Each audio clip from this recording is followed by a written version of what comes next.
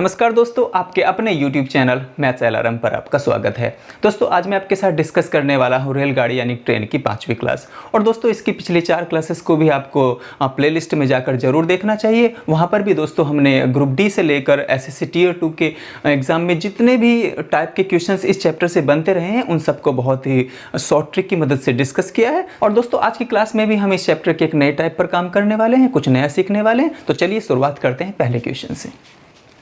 एक रेलगाड़ी तथा एक प्लेटफॉर्म की लंबाई परस्पर बराबर हैं। यदि 90 किलोमीटर प्रति घंटा की रफ्तार से एक रेलगाड़ी 1 मिनट में पूरा प्लेटफॉर्म पार कर लेती हो तो रेलगाड़ी की लंबाई ज्ञात करो या प्लेटफॉर्म की लंबाई ज्ञात करो, चूंकि दोनों की लंबाई बराबर है। तो इस टाइप के क्वेश्चंस को कैसे करेंगे, ये दोस्तों एक नया टाइप है, तो समझिएगा। दोस्तों हमने पढ़ा है कि समय बराबर दूरी बटे चाल, ये तो इस चैप्टर में हम पढ़ते आए हैं। स्पिन टाइम एंड डिस्टेंस की पिछली 6 क्लासेस में भी दोस्तों हमने इसको पढ़ा है। उस चैप्टर को हमने अलग से 6 क्लास के जरिए पढ़ा है, तो वहाँ पर भी इसका बहुत इस्तेमाल हुआ। इस चैप्टर ट्रेन में भी इस फार्मूले का बहुत इस्तेमाल हो रहा। चलिए समझ। अब भाई साहब, जब भी कोई रेलगाड़ी किसी अन्य रेलगाड़ी को या किसी टनल को या किसी ब्रिज को या किसी प्लेटफॉर्म को पार करती है तो दोस्तों वो अपनी लंबाई प्लस के दूसरी ट्रेन हो या टनल हो या ब्रिज हो की लंबाई को भी पार करती है। तो ये वही कंसेप्ट आज यहाँ पर भी लगने वाला है। देखिए एक ट्रेन है जो कि L मीटर लंबाई हमने सपोज कर लिया और वो उतनी ही बराबर लंबाई के एक प्लेटफॉर्म को भी पार करने वाली है। तो जब वो ट्रेन उसको पार करेगी प्लेटफॉर्म को तो वो अपनी लंबाई यानी कि L मीटर और प्लेटफॉर्म की लंबाई यानी कि L मीटर, चूंकि दोनों की लंबाइयां बराबर है, क्वेश्चन ने कहा है को पार करेगी तो L + L यानी कि 2L हो जाएगा। समय कितना दिया है दोस्तों, समय दिया है 1 मिनट में पार कर लेगी, मतलब 60 सेकंड में पार कर लेगी। स्पीड कितनी है, 90 किलोमीटर प्रति घंटा।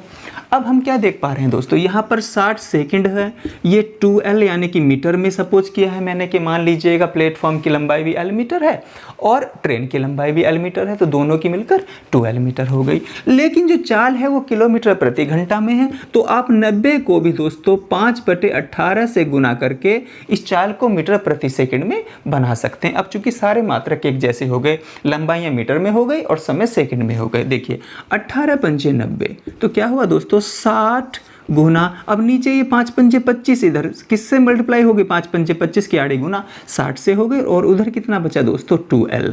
अब 2 से हमने किसको काट दिया दोस्तों 60 को, तो यानी कि कितनी बार 30 बार, और L बराबर आया दोस्तों, अब 25 दिया 75 यानी कि 750 मीटर। तो देखिए यदि हमसे प्लेटफॉर्म की लंबाई पूछी होती तो भी हम 750 मीटर पर टिक करते, ट्रेन की लंबाई पूछी है तो भी हमने 750 मीटर पर ही टिक करना है, क्योंकि दोनों की लंबाइयाँ क्या थी, परस्पर बराबर थी। तो बस हमारे क्वेश्चन का आंसर आ गया। ठीक है दोस्तों, ऑप्शन नंबर C इस क्वेश्चन का सही आंसर है। चलिए अगले क्वेश्चन की ओर बढ़ते हैं। चलिए दोस्तों अगला क्वेश्चन पढ़ते हैं।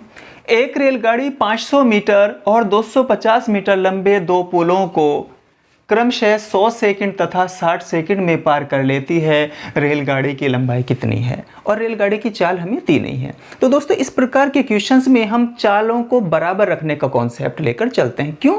क्योंकि दोस्तों अलग अलग पुलों को एक ही चाल से उसने पार किया होगा ना ट्रेन ने, तो चाल बराबर दूरी बटे समय, चाल बराबर दूरी बटे समय, समझिएगा चाल बराबर होता है दूरी बटे समय। तो ट्रेन ने 500 मीटर लंबा दोस्तों प्लेटफॉर्म है और मान लिया कि भैया L मीटर लंबी ट्रेन है और समय कितना है उसको पार करने का 100 सेकंड, बराबर अगला प्लेटफॉर्म जो है दोस्तों 250 मीटर लंबा है और ट्रेन की लंबाई तो हमने L मीटर मानी है और उसको पार करने में इसने 60 सेकंड लिया है। बस इतनी सी बात समझो, क्वेश्चन का आंसर आ जाएगा। समझिएगा भाई, चाल बराबर दूरी बटे समय, ये भी एक तरह की चाल ही है और ये भी चाल है, और चाल तो हर केस में बराबर रही है, चाहे इस प्लेटफॉर्म को पार किया हो चाहे इतनी लंबाई के प्लेटफॉर्म को पार किया हो। बस हमने अपनी तरफ से एक कांस्टेंट लंबाई जोड़ दी और बटे में समय, क्योंकि ये क्या है एक तरीके की लंबाई है और ये समय है, और चाल बराबर होता है दूरी बटे समय, दूरी बटे समय, और वो बराबर का निशान उनके बीच में हमने लगा दी। इस प्रकार के क्वेश्चन को हमेशा ऐसे ही करना। तो दोस्तों हम देखते हैं, अब सॉल्व करते हैं इसको। 20 पंजे 100, 20 या 60, 3 की आड़ी गुना 500 + L से कीजिएगा, 3 पंजे 15 यानी कि 1500 + के 3L बराबर 5 की मल्टीप्लाई कीजिएगा, 25 पंजे 125 यानी कि 1250 + के 5L। आई होप आप समझ पा रहे हैं। देखिए पक्षांतर कर लें, 1250 1500 में से आके सब्ट्रैक्ट होगा तो कितना बचेगा 250। और इधर देखेंगे दोस्तों ये 3L जाके 5L में से घटेगा तो कितना बचेगा 2L। 2 से काटिएगा 250 को, कितनी बार कटेगा दोस्तों 125 बराबर L। और L क्या माना था हमने, L माना था हमने ट्रेन की लंबाई, और वो दोस्तों आ चुकी है। तो आई होप ये क्वेश्चन आपको बहुत अच्छे से समझ आया। चलिए इस प्रकार के एक क्वेश्चन और कर लेते हैं ताकि इस टाइप के क्वेश्चंस में कभी भी आपको कोई प्रॉब्लम ना आए, फिर बदलेंगे थोड़ा सा टाइप। चलिए दोस्तों एक और क्वेश्चन समझते हैं। एक रेलगाड़ी 400 मीटर और 200 मीटर लंबे 2 पुलों को या 2 प्लेटफॉर्मों को क्रम से 80 सेकंड और 60 सेकंड में पार कर लेती है। रेलगाड़ी की लंबाई कितनी है, लंबाई पूछेगी और ऐसा क्वेश्चन की भाषा होगी दोस्तों। बस यही तरीका लगाना है, उनकी चालों को बराबर मानते हुए, कांस्टेंट मानते हुए हम दोनों मानों को बराबर रख देंगे। यानी कि दोस्तों पहले प्लेटफॉर्म या पहला कोई पुल हो, ब्रिज हो, ठीक है ना, अलग अलग लंबाई के, तो ट्रेन तो एक ही है ना, तो उस ट्रेन की लंबाई हमने कितनी मान ली कि माना L है। तो 400 मीटर लंबे पुल या प्लेटफॉर्म को और L मीटर लंबी वो खुद है को पार करने में सबसे पहले क्रम से आ रहा, तो कितने 80 सेकंड का समय बराबर रख देंगे, चूंकि चाल बराबर, इधर भी वही चाल है और इधर भी वही चाल है। दूरी बटे समय, 200 मीटर लंबा अनादर एक अतिरिक्त दोस्तों पुल है और L मीटर लंबी ये स्वयं है, और कितने सेकंड में 60 सेकंड में उसको पार कर लेती है। बस ये रखना हमेशा आपको, ठीक है। अब क्या करेंगे हम भाई, 20 या 60 और 20 चौका 80 पिछले क्वेश्चन की तरह, ठीक। 4 या 1200 प्लस के 3L यानी क्रॉस मल्टीप्लाई कर ले इसके साथ, 4 की मल्टीप्लाई यहाँ करेंगे, 4 दूनी 8, 800 और प्लस के 4L। पक्षांतर कर लेंगे दोस्तों, ठीक। 812 में से आके सब्ट्रैक्ट होगा तो कितना बचेगा 400। ये 800 जो है 1200 में से आके घट जाएगा तो इधर 400 बचेगा। उधर देख रहे हैं दोस्तों हम, ये 3L जाके 4L में से घट जाएगा तो L बचेगा उधर, और L बराबर 400। यानी कि इस क्वेश्चन में ट्रेन की जो लंबाई है, रेलगाड़ी की जो लंबाई है वो 400 मीटर है, जो कि ऑप्शन नंबर बी में लिखा हुआ है। तो ऐसे क्वेश्चन में अब आप नहीं अटकोगे, आई होप, ठीक है दोस्तों। चलिए अगला क्वेश्चन देखते हैं। चलिए दोस्तों अगला क्वेश्चन पढ़ते हैं। एक रेलगाड़ी एक समान चाल से 122 मीटर लंबे प्लेटफॉर्म को 17 सेकंड में तथा 210 मीटर लंबे पुल को 25 सेकंड में पार करती है। रेलगाड़ी की चाल ज्ञात कीजिए। पिछले 2 क्वेश्चन में, इसी टाइप के क्वेश्चन में आपने रेलगाड़ी की लंबाई ज्ञात की, इस बार रेलगाड़ी की चाल ज्ञात करनी है। क्योंकि चाल तो दोनों ही बार बराबर हैं दोस्तों, चालों का कॉन्सेप्ट तो बराबर है। उसी चाल से इसने 122 मीटर लंबे प्लेटफॉर्म को पार किया है और उसी चाल से इसने 210 मीटर लंबे पुल को भी पार किया है।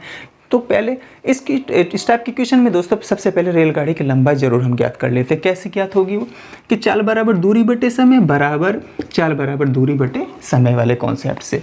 तो भाई साहब देखते हैं, 122 मीटर लंबा प्लेटफॉर्म है और मान लीजिएगा कि L मीटर लंबी ट्रेन है, तो कुल लंबाई क्या होगी, ट्रेन तो जब इसको पार करेगी अपनी लंबाई प्लस के प्लेटफॉर्म की लंबाई जरूर जुड़ेगी। चलिएगा समय कितना दिया है दोस्तों, 17 सेकंड दिए हैं।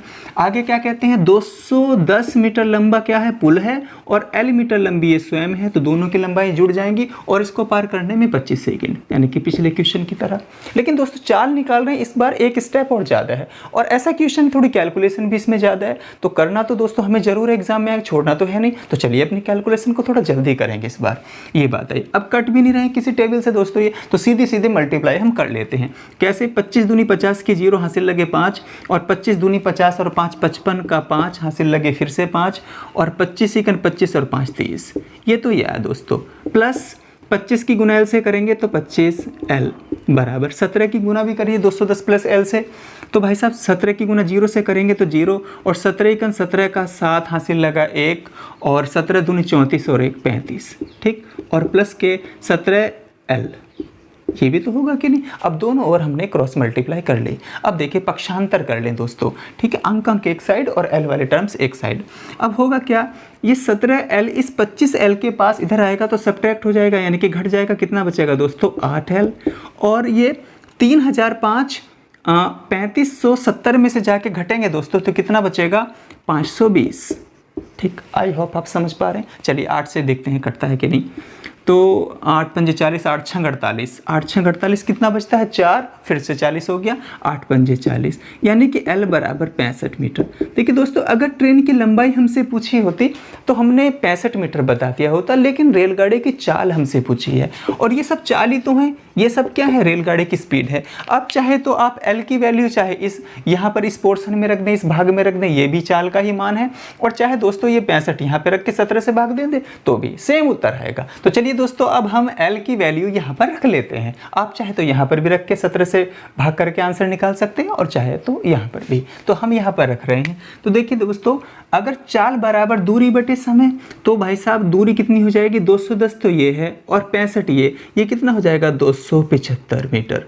यानी कि कुल लंबाई अब जो है 210 मीटर लंबा तो कौन था, मीटर लंबा पुल है और 65 मीटर ये लंबा, तो कुल लंबाई 275 आ गई। समय कितना लगा 25। लेकिन अब हमारी चाल जो है मीटर प्रति सेकंड में निकल के आएगी, क्योंकि ये दूरी हमने मीटर में मेजरमेंट की थी और ये समय सेकंड में था, तो मीटर प्रति सेकंड। लेकिन सभी ऑप्शन किलोमीटर प्रति घंटा में है।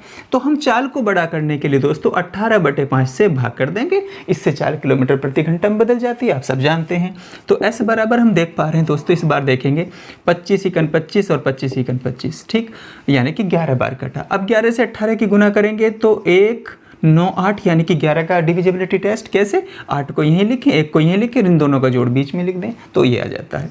बटे 5 है, देखेंगे दोस्तों S बराबर 5 से भाग दें, 5 या 15, 4 बचता है, 48 हो गया, 5 9 45 और फिर 3 बचा, 5 6 30, यानी कि 39.6 किलोमीटर प्रति घंटा। यानी कि पिछले क्वेश्चन से एक स्टेप हमें थोड़ा ज़्यादा चलना पड़ा और एक ऐसा क्वेश्चन जहाँ पर थोड़ी कैलकुलेशन पिछले के अपेक्षा टफ थी, लेकिन आई होप मैं इसको आपको समझा पाया दोस्तों। चलिए अब अगले क्वेश्चन की ओर बढ़ते हैं। चलिए दोस्तों अगला क्वेश्चन देखते हैं। 150 मीटर लंबी एक रेलगाड़ी 500 मीटर लंबे एक पुल को 30 सेकंड में पार कर लेती है, फुल स्टॉप। 370 मीटर लंबे एक प्लेटफॉर्म को पार करने में रेलगाड़ी कितना समय लेगी। तो दोस्तों रेलगाड़ी की चाल यहाँ पर हमें गिवन नहीं है, ये पिछले क्वेश्चन से थोड़ा सा अलग है। समझते हैं किस प्रकार करेंगे। तो सबसे पहले दोस्तों इस ट्रेन की हम चाल ज्ञात कर लेते हैं, वेग ज्ञात कर लेते हैं इसका। तो चाल बराबर दूरी बटे समय। अब 150 मीटर लंबी तो ये खुद है और 500 मीटर लंबे दोस्तों ये पुल को पार करती है, और पुल को पार करने में और खुद को पार करने में कितना 30 सेकंड का समय लेती है। तो यहाँ से इसकी चाल हमें मिल जाने वाली है। अब चाल बराबर दोस्तों कितना हुआ, ये 650 बटे 30, ठीक है, एक 0 से 0 कटती है, यानी कि दोस्तों यहाँ पर इसकी चाल आ गई कितनी, 65 बटे 3 मीटर प्रति सेकंड। समझ पा रहे हैं आप बात को।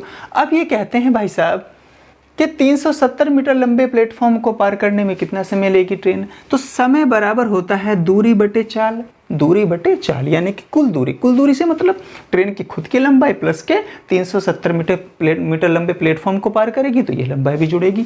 तो यानी कि दोस्तों अगेन बात बनेगी समय बराबर दूरी, जोड़ लीजिएगा दोनों दूरी को, 370 और बटे चाल, समय बराबर दूरी बटे चाल। और चाल तो ट्रेन की हम ला चुके हैं कितनी दोस्तों, 65 बटे 3। इसको पॉइंटों में हमने भाग नहीं किया, छोड़ दिया ऐसे ही, ठीक है। चलिए तो T बराबर हम देख पा रहे हैं दोस्तों कितना हो जाता है, ये 0 और 7 5 12 का 2 हासिल लगा, 1 3 और 1 4 और 1 5, ठीक, 520 बना के नहीं, और बटे में कितना है 65। और हम देख पा रहे हैं कि संख्या, किसी संख्या के बटे में जब भी कोई फ्रैक्शन यानी कि भिन्न आ जाए तो ये भिन्न का अंश होता है, ये हर होता है, और संख्या के बटे में भिन्न आने से उसका हर पलट के ऊपर चला जाता है, यानी कि दोस्तों ये 3 भी ऊपर चला गया। आई होप आप समझ पाए इतनी बात।